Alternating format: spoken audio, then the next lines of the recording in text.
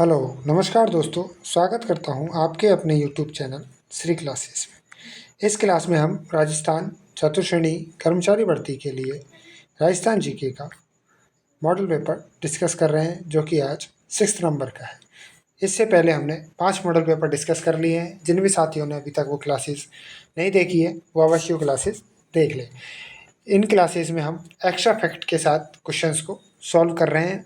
जैसे कि एक क्वेश्चन है, उसके 4 ऑप्शंस के साथ साथ जो उस क्वेश्चन से रिलेटेड कंटेंट है उसको भी हम उसी क्वेश्चन में डिस्कस करके कंप्लीट सॉल्व कर रहे हैं। तो स्टार्ट करते हैं आज की क्लास।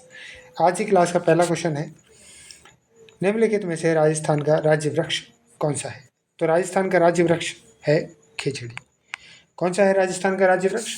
राज्य वृक्ष हो गया खेजड़ी। अब खेजड़ी के बारे में जान लेते हैं कि खेजड़ी को राजस्थान का कल्पवृक्ष कहा जाता है। राजस्थान का कल्पवृक्ष कहा जाता है।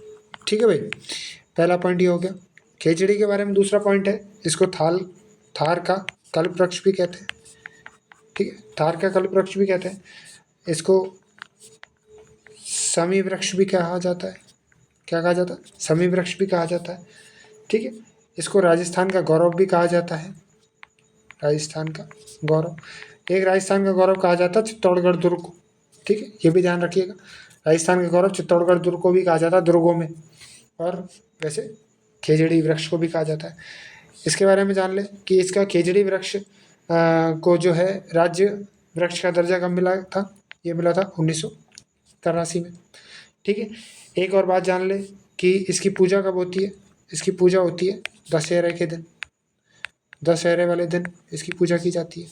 इसका वैज्ञानिक नाम क्या है? इसका वैज्ञानिक नाम है प्रोसोपिस सिनेरेरिया। क्या है?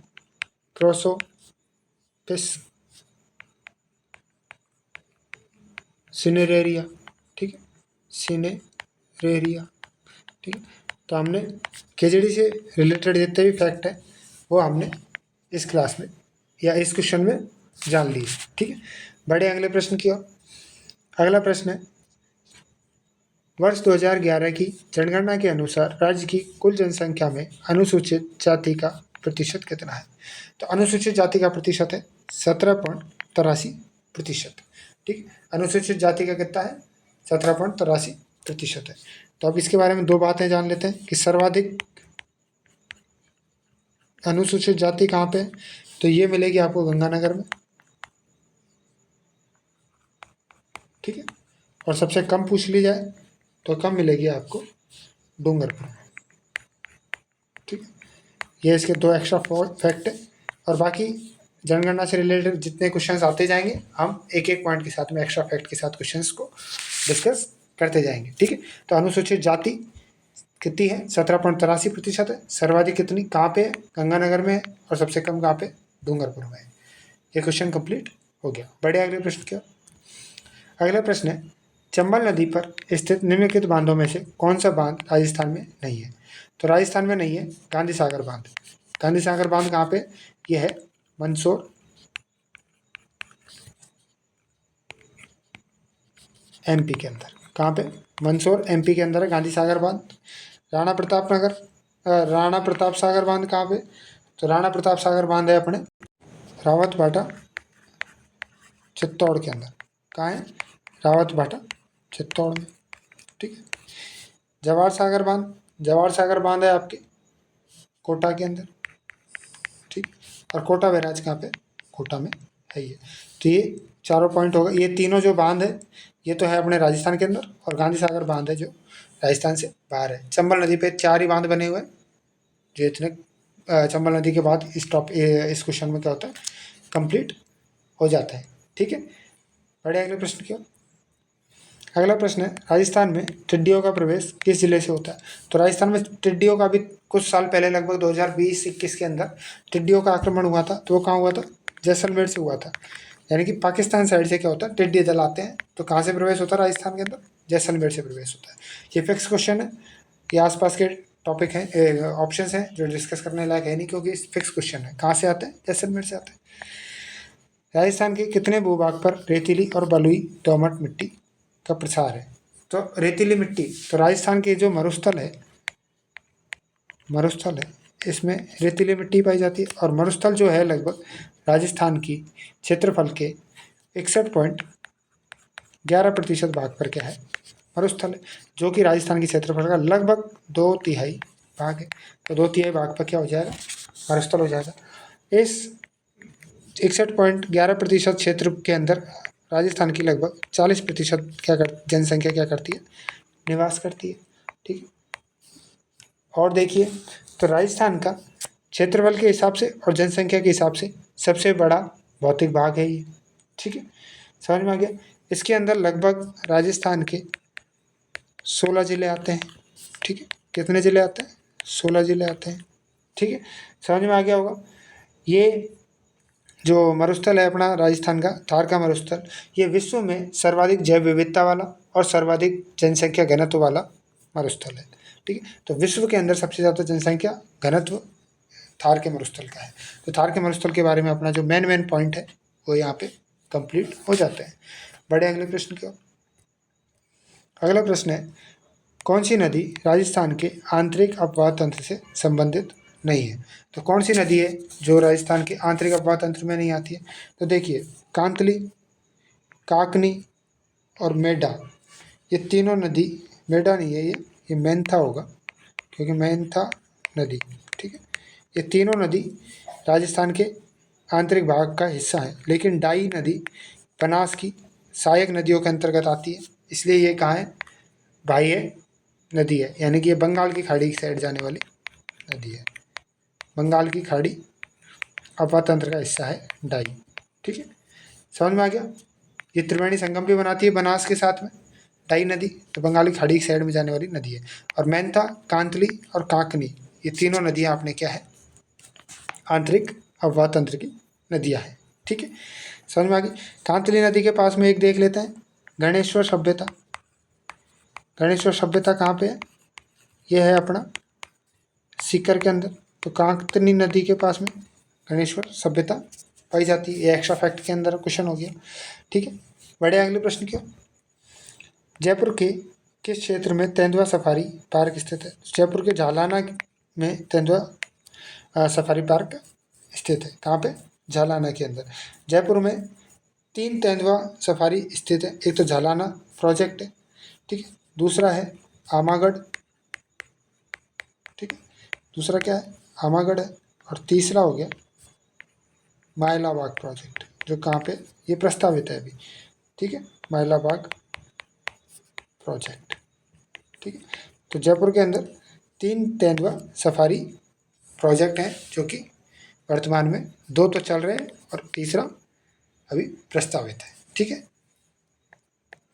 अगला प्रश्न है, बाप बिल्डर्स बेड राजस्थान के किस जिले में। तो बाप कहाँ पे, फलौदी जोधपुर में। ये याद रखिएगा, बाप कहाँ पे, फलौदी जोधपुर के अंदर है। ठीक है, बड़े अगले प्रश्न की ओर। बाई तालाब झील, बाई तालाब झील कहाँ पे स्थित है। तो बाई तालाब झील जो है वो बांसवाड़ा के अंदर स्थित है। ठीक है, इसको आनंद सागर झील भी कहा जाता है। इसका अन्य नाम क्या है, आनंद सागर झील। ठीक है, आनंद सागर झील भी कहा जाता है। तो ये इसका एक्स्ट्रा पॉइंट हो गया। और बाई तालाब झील कहाँ है, बांसवाड़ा के अंदर स्थित है। ठीक है,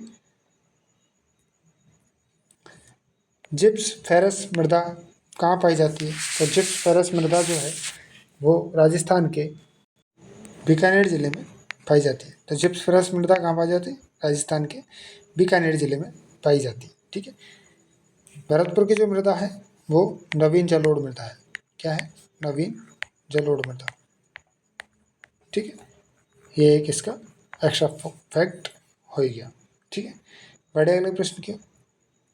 अगला प्रश्न है, मेवाड़ का प्रथम रक्षक किसे कहा जाता है। तो मेवाड़ का प्रथम रक्षक कहा जाता है राणा हम्बीर को। राणा हम्बीर ने बहुत से युद्ध लड़े, इनके बारे में हम जान लेते हैं कि इनका उपनाम है, एक तो मेवाड़ का उद्धारक, मेवाड़ का उद्धारक। ठीक, मेवाड़ का मुक्तिदाता। एक इनकी बहुत अच्छी उपाधि दी हुई है इनको, इनको बोलते हैं विषम घाटी पंचानन। कई बार ये क्वेश्चन एग्जाम में देखने को मिला है, विषम घाटी पंचानन। ठीक है, समझ में आ गया। और इन्होंने 1326 में चित्तौड़गढ़ पर गोयल वंश की पुनर्स्थापना की थी। ठीक है, तो राणा रतन सिंह के टाइम पे जो ये सिसोदिया जो वंश से पहले के जो शासक, लास्ट शासक थे, वो थे राणा रतन सिंह, जो किसके थे, गोहिल के। ठीक है, और जब राणा हम्बीर आए तो यहाँ से सिसोदिया राजवंश स्टार्ट हो गया। कौन सा राजवंश, सिसोदिया राजवंश। तो सिसोदिया से पहले कौन सा था, राणा हम्बीर थे, गोहिल वंश था मेवाड़ के अंदर। ठीक है, तो मेवाड़ के अंदर सिसोदिया वंश की स्थापना भी किसने की थी, राणा हम्बीर ने की थी। तो ये राणा हम्बीर के बारे में काफ़ी बातें हो गई। अब है राणा रतन सिंह या रावल रतन सिंह। रतन सिंह के बारे में देख लेते हैं। रतन सिंह और अलाउद्दीन के बीच में 1303 ईस्वी में युद्ध हुआ था। ठीक, ये रतन सिंह के बारे में हो गया। अभी हल्का पॉइंट हो गया, मतलब कम बात हो गई क्योंकि क्वेश्चन से रिलेटेड ही हो गया। अगला है महाराणा कुंभा। महाराणा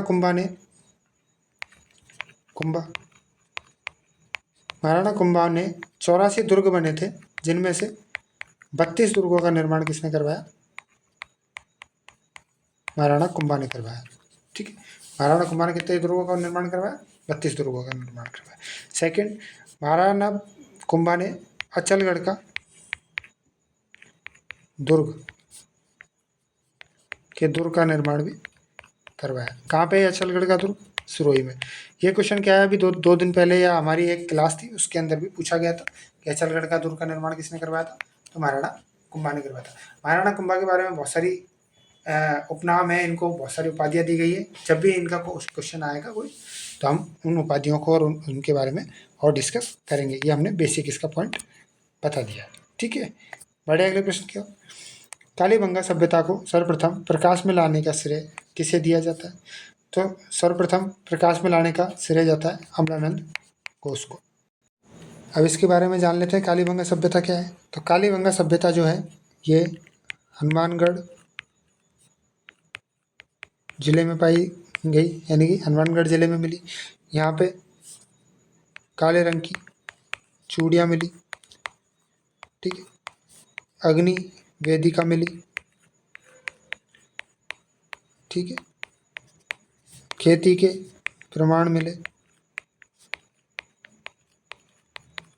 ठीक है, ये कुछ पॉइंट कालीबंगा सभ्यता से संबंधित हो गए। इसकी खोज 1952 में अमलानंद घोष के द्वारा ही की गई थी, और इसका उत्खनन का कार्य 1961 से 64 के बीच में बीबी लाल और बीके थापर के द्वारा किया गया था। बीके थापर के द्वारा किया गया था। ठीक है, समझ में आ गया। तो हमने कालीबंगा के बारे में कुछ फैक्ट देख लिए, और इनकी जो खोज कब की गई थी, 1952 अमलानंद घोष के द्वारा की गई थी, और 1961 से 1964 के बीच में इसका उत्खनन का कार्य किया गया था। वो किनके द्वारा किया गया था, बीबी लाल और बीके थापर के द्वारा किया गया था। उम्मीद करता हूँ आपको समझ में आ गया होगा। बढ़िया, अगले प्रश्न की ओर। अगला प्रश्न है, कौन सा अभिलेख मंडोर के प्रतिहारों के इतिहास की जानकारी देता है, तो वो देता है घटियाला अभिलेख। कौन सा अभिलेख है जो मंडोर के प्रतिहारों के बारे में जानकारी देता है, घटियाला अभिलेख। घटियाला अभिलेख जो है 861 ईस्वी का है। ठीक है, कब का है, 861 ईस्वी का है। इस अभिलेख से जो प्रतिहार शासक था, एक प्रतिहार शासक कुक के बारे में जानकारी मिलती है। शासक था कुक। ठीक है, कुक के बारे में जानकारी मिलती है। और इस अभिलेख से प्रतिहारों के बारे में जानकारी मिलती है। यानी कि प्रतिहारों का एकमात्र अभिलेख जो अधिक जानकारी देता है। ऐसा नहीं कि एक ही अभिलेख है, ऐसा है कि जो अधिकतर जानकारी प्रतिहारों के बारे में मिलती है वो कौन सा है, घटियाला अभिलेख है, जो 861 ईस्वी का है। और इसमें प्रतिहार शासक कुक्कुट का बारे में उल्लेख है। ठीक है, और ये कहाँ पे है? ये मंडोर जोधपुर के अंदर है। ठीक है, ये याद रखिएगा, जोधपुर के अंदर है। बढ़े अगले प्रश्न की ओर। सूरसेन जनपद की राजधानी क्या थी? तो सूरसेन जनपद हमने एक शायद कल वाली क्लास में भी देखा था। तो सूरसेन जनपद की राजधानी थी मथुरा। क्या थी? मथुरा थी। ठीक है, इंद्रप्रस्थ, कुरुक्षेत्र, कुरुक्षेत्र कहाँ? हरियाणा। ठीक है, वृंदावन तो मथुरा का पार्ट है ही, अभी भी है। ठीक है, तो ये आपका मथुरा सूरसेन जनपद की राजधानी रह गई। विराटनगर, एक दो और देख लेते हैं। विराटनगर जयपुर वाले हिस्से को कहा जाता है, कल भी हमने डिस्कस किया था। जांगल प्रदेश कल ही डिस्कस किया था, ये हमारे बीकानेर वाले भाग को कहा जाता है। ठीक है, हाड़ौती, हाड़ौती हो गया अपना कोटा बूंदी, बारा झालावाड़, कोटा बूंदी। ठीक, बारा और झालावाड़। ठीक है, और देखें हम तो बांगड़, ये हो गया हमारा बांसवाड़ा डूंगरपुर और प्रतापगढ़ का कुछ भाग, बांसवाड़ा डूंगरपुर। ठीक है, मेवाड़ के अंदर आता ही है उदयपुर और चित्तौड़, भीलवाड़ा का कुछ भाग ये मेवाड़ के अंदर आते हैं। ठीक है, तो ये कुछ राजस्थान के भौगोलिक क्षेत्र से जो पुराने नामों से जाना जाता है। ठीक है, बढ़े अगले प्रश्न की ओर। ये क्वेश्चन समझ में आ गया? ठीक है, जयपुर फुट के निर्माता कौन है? जयपुर फुट के निर्माता हैं डॉक्टर पीके सेठी। जयपुर फुट के निर्माता कौन है? डॉक्टर पीके सेठी। ठीक है, तो इन्होंने क्या किया था, ये जो अपना जयपुर का एसएमएस हॉस्पिटल है उसमें दिव्यांगों के लिए नकली पैर बनाए थे। क्या किया था इन्होंने? एसएमएस हॉस्पिटल के अंदर दिव्यांगों के लिए नकली पैर, यानी कि जो पैर जिनके पैर नहीं है उनके चलने के लिए सहायता के लिए क्या करे थे? नकली पैर बनाए थे, इसलिए इनको जयपुर फुट के नाम से जाना जाता है। ठीक है, बढ़े अगले प्रश्न की ओर। अगला प्रश्न है, निम्न में से किस मंदिर को हाड़ौती का खजुराहो कहा जाता है? तो हाड़ौती का खजुराहो कहा जाता है शिव मंदिर भंडदेवरा को। और शिव मंदिर भंडदेवरा कहाँ है? रामगढ़ बारा के अंदर है। कहाँ है? रामगढ़ बारा के अंदर है। ठीक है, इसको राजस्थान का मिनी खजुराहो भी कहा जाता है। ठीक है, राजस्थान का मिनी खजुराहो। ठीक, मिनी खजुराहो। यह मंदिर पंचायतन शैली में बना हुआ है। कई बार क्या होता है? पंचायतन शैली। कई बार क्या होता है, आपको एग्जाम में पूछ लेता है कि कौन सा मंदिर है, या किसी मंदिर का नाम देके कि ये किस शैली में बना हुआ है, तो ये पंचायतन शैली में बना हुआ है। ठीक, ये देखिए आप, शिव मंदिर कंसुआ, कंसुआ मंदिर कहाँ है? कोटा के अंदर है। ठीक है, कंसुआ मंदिर कहाँ है? कोटा के अंदर। ठीक है, बड़े अगले प्रश्न की ओर।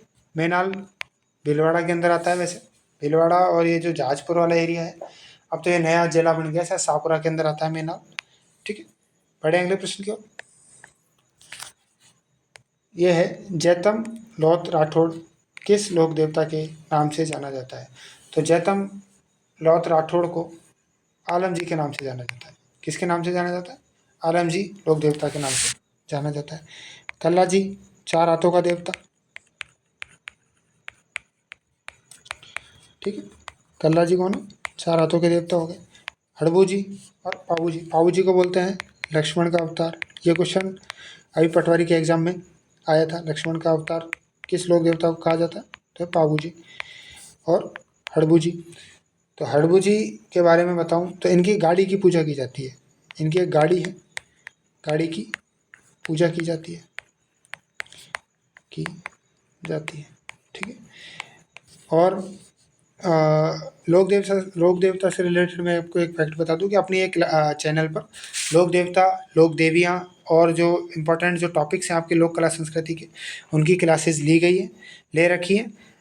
तो एक बार आप वो क्लासेस जाके ज़रूर देख लीजिए, क्योंकि आपके वो कुछ ही समय में लगभग शायद 1 घंटे में या आधा 1-1 घंटे में आपके एक टॉपिक है जो बेसिक से कंप्लीट हो जाएंगे। अगर आप एक बार वीडियो देख लेंगे तो आपको वहीं वीडियो में ही आपको क्वेश्चंस या जो टॉपिक है आपका वो अच्छे से याद हो जाएगा, जिससे आपको कोई भी क्वेश्चन करने में परेशानी नहीं होगी। और कला संस्कृति के हमारे एग्जाम में लगभग 10 क्वेश्चन आएंगे, क्योंकि इतिहास और कला संस्कृति दोनों के कुल मिला के 20 क्वेश्चन है, तो 10 क्वेश्चन आपको कला संस्कृति का देखने को मिलेंगे ही मिलेंगे।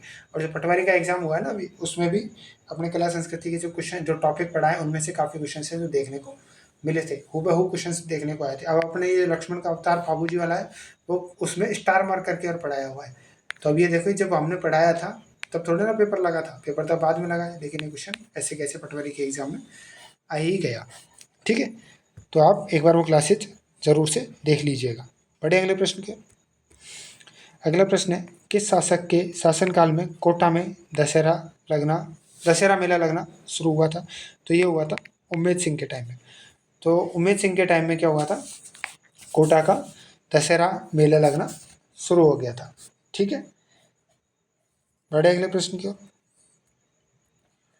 दुताई, गदर, गड़ला, कानो और मुरझाई ये क्या है? तो ये है अंगरखी। ये क्या है? अंगरखी है।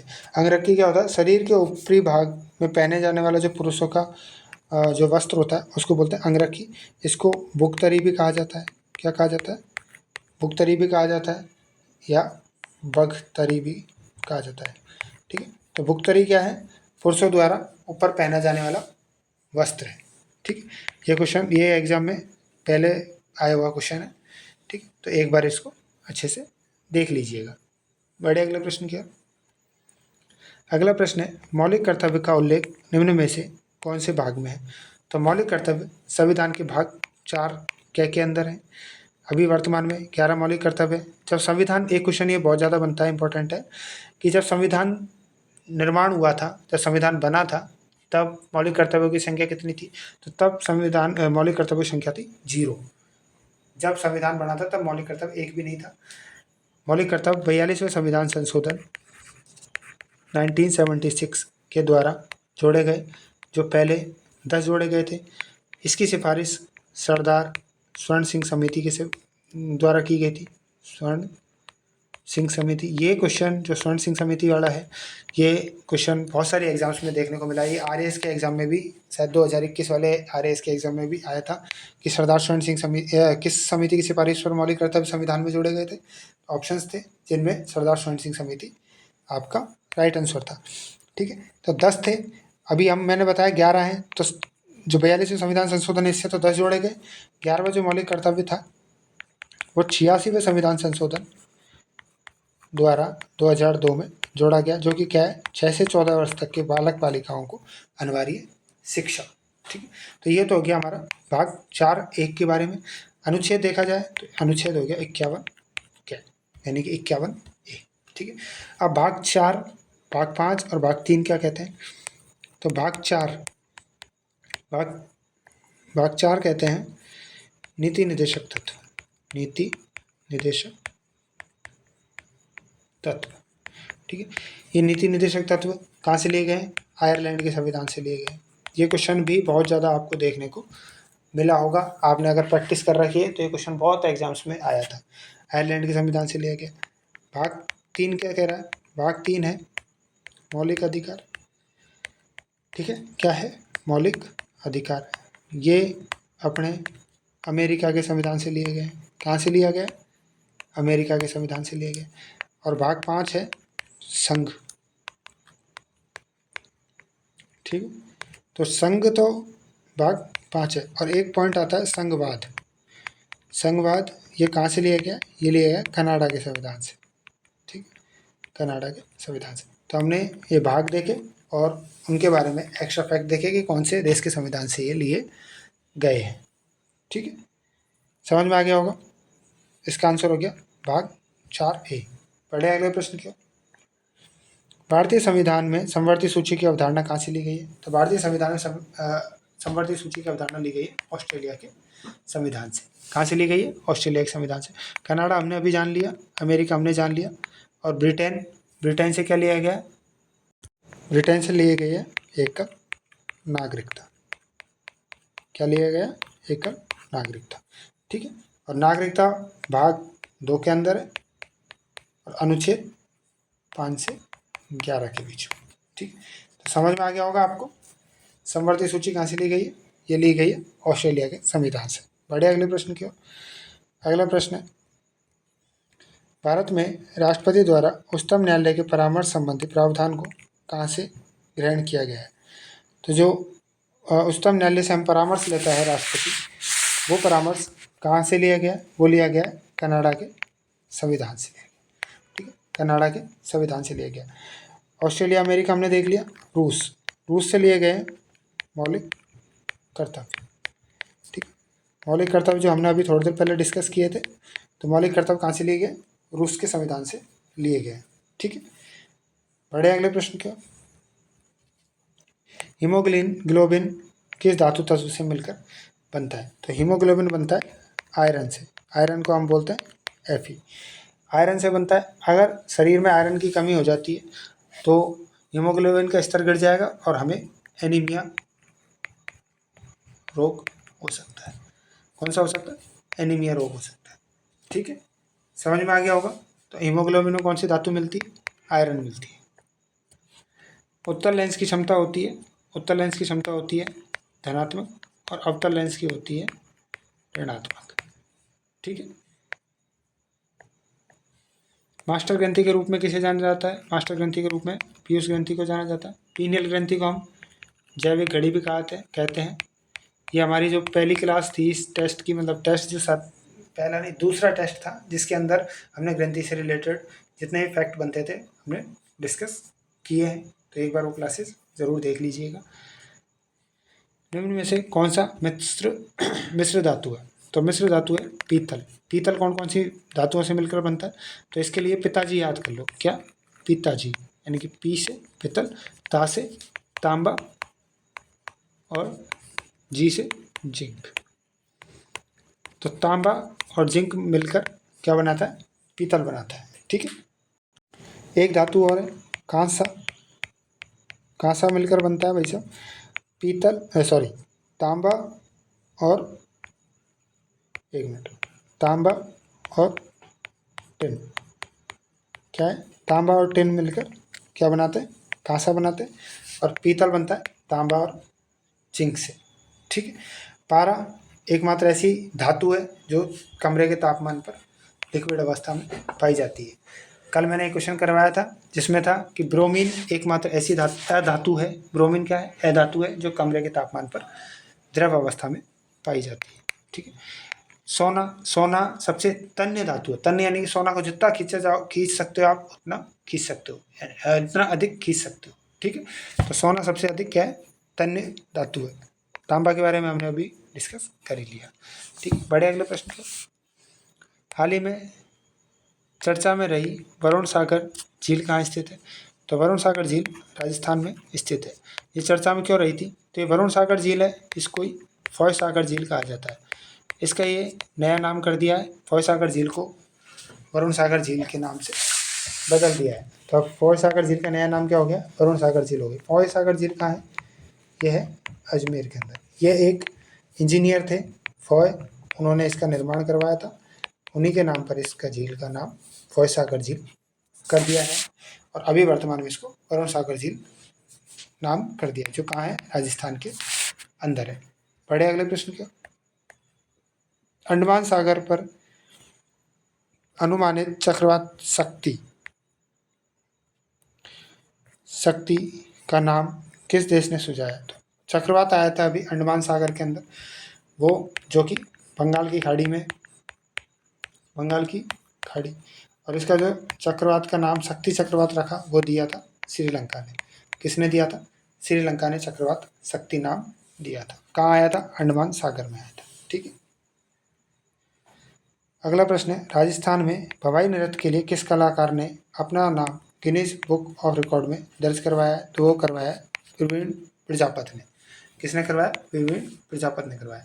अब ये क्वेश्चन करंट अफेयर से रिलेटेड है, इसलिए इनके और एक्स्ट्रा फैक्ट नहीं बताए जा सकते, सीधा आपके आंसर टिक होगा। ठीक है, बढ़े अगले प्रश्न की ओर। अगला प्रश्न है, राजस्थान की पहली सरकारी स्कूल में शूटिंग रेंज कहाँ स्थापित की गई है? तो सरकारी स्कूल में शूटिंग रेंज स्थापित की गई है सूरतगढ़ गंगानगर के अंदर। कहाँ की गई? सूरतगढ़ गंगानगर के अंदर राजस्थान की पहली सरकारी स्कूल की शूटिंग रेंज स्थापित की गई है। बढ़ते हैं अगले प्रश्न की ओर। अगला प्रश्न है, राज्य के किस खिलाड़ी को अर्जुन अवार्ड 2024 से सम्मानित किया गया? तो अर्जुन अवार्ड 2024 से सम्मानित किया गया मोना अग्रवाल को। ये क्वेश्चन हमने अभी 2-3 दिन पहले वाली क्लास में भी डिस्कस किया था। इन्होंने पेरिस ओलंपिक के अंदर 10 मीटर एयर राइफल्स की SH1 कैटेगरी के अंदर कांस्य पदक जीता है। कौन सा पदक जीता? कांस्य पदक जीता है। तो इनको अर्जुन अवार्ड 2024 से भी सम्मानित किया गया है। ठीक है, मोना अग्रवाल को। पढ़े अगले प्रश्न की ओर। अगला प्रश्न है, राज्य का पहला धार्मिक विश्वविद्यालय कहाँ स्थापित किया गया है? तो देश का जो राज्य का जो पहला धार्मिक विश्वविद्यालय है वो नंदगांव सिरोही के अंदर स्थापित किया गया है। ठीक है, इसके अंदर इस विश्वविद्यालय में भारतीय गौ विज्ञान आधारित शिक्षा के साथ आधुनिक शिक्षा व संस्कृत भाषा पढ़ाई जाएगी। क्या पढ़ाई जाएगी? गौ विज्ञान पर आधारित शिक्षा दी जाएगी। ठीक है, शिक्षा दी जाएगी। तो ये कहाँ पे खोला गया है? ये नंदगांव सिरोही के अंदर खोला गया है। ठीक है, बढ़े अगले प्रश्न के। URL का फुल फॉर्म क्या है? URL होता है यूनिफॉर्म रिसोर्स लोकेटर। URL का फुल फॉर्म है यूनिफॉर्म रिसोर्स लोकेटर। ये क्वेश्चन बहुत बार एग्जाम में देखने को मिला है, इसे याद जरूर कर लीजिएगा। तृतीय पीढ़ी के कंप्यूटर में स्विचिंग डिवाइस के लिए किसको काम में लिया गया है? तो इंटीग्रेटेड सर्किट यानी कि IC चिप का यूज किया गया थर्ड पीढ़ी के कंप्यूटरों में। इससे रिलेटेड चलो आ ही गया है, यहीं पे ही है। फर्स्ट पीढ़ी में क्या किया गया? वैक्यूम ट्यूब का यूज किया गया। सेकंड पीढ़ी में ट्रांजिस्टर का यूज किया गया। थर्ड पीढ़ी में IC सर्किट यानी कि इंटीग्रेटेड सर्किट का यूज किया गया। फोर्थ पीढ़ी में माइक्रो प्रोसेसर का यूज किया गया। ठीक है, माइक्रो प्रोसेसर। ये चारों पीढ़ी हो गई। और जो पांचवी पीढ़ी आएगी VLSI यानी वेरी लार्ज स्केल का यूज किया जाएगा। ठीक है, बढ़े अगले प्रश्न की ओर। भारत के प्रथम स्वदेशी चिप का नाम क्या है? तो भारत की प्रथम स्वदेशी चिप क्या है? शक्ति है। कौन सी है भारत की प्रथम स्वदेशी चिप? शक्ति। ठीक है, ये किसने बनाई थी? तो IIT मद्रास ने बनाई थी। IIT मद्रास। इतना ही बहुत है क्योंकि बहुत पुराना बनी हुई थी। 2018 में इसको तैयार कर दिया गया था। तो IIT मद्रास ने बनाई थी स्वदेशी चिप शक्ति।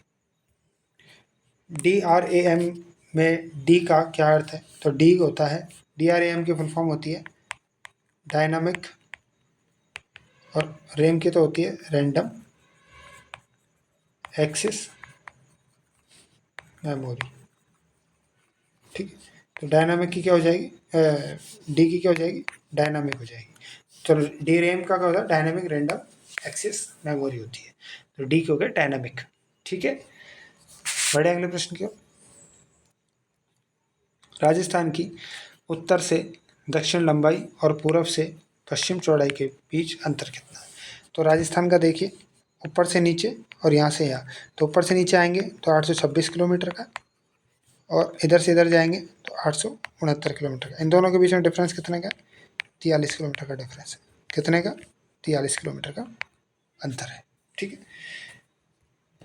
अगला प्रश्न है, निम्नलिखित नदियों में से कौन सी बनास की सहायक नदी नहीं है? तो बनास की सहायक नदी नहीं है जाखम। जाखम नदी है जो माही की सहायक नदी है। ठीक है, सोम माही जाखम का, माही और सोम, इनका एक वेणेश्वर के अंदर त्रिवेणी संगम बनता है। वेणेश्वर कहाँ पे? डूंगरपुर में। वेणेश्वर में त्रिवेणी संगम बनता है डूंगरपुर के अंदर। बढ़े अगले प्रश्न का। अगला प्रश्न है, राजस्थान की प्रसिद्ध चार बेत कला कहाँ की है? तो चार बेत कला है जो टॉक की है। कहाँ की है? टॉक की है। ठीक है, चार बेत कला कहाँ की? टॉक की है।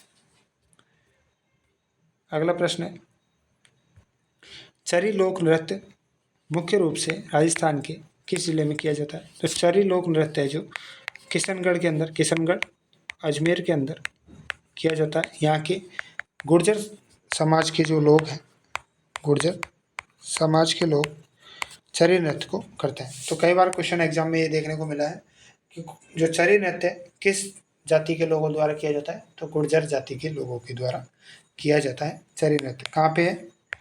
अजमेर, किशनगढ़ अजमेर के अंदर है। ठीक है, इसी के साथ में आज हमारी क्लास यही कंप्लीट होती है। हमने आप इसमें क्वेश्चंस के साथ साथ एक्स्ट्रा फैक्ट्स भी देखे जो कि आपको एग्जाम के लिए बहुत महत्वपूर्ण है। और अपने अन्य साथियों के साथ में क्लासेस को शेयर करें।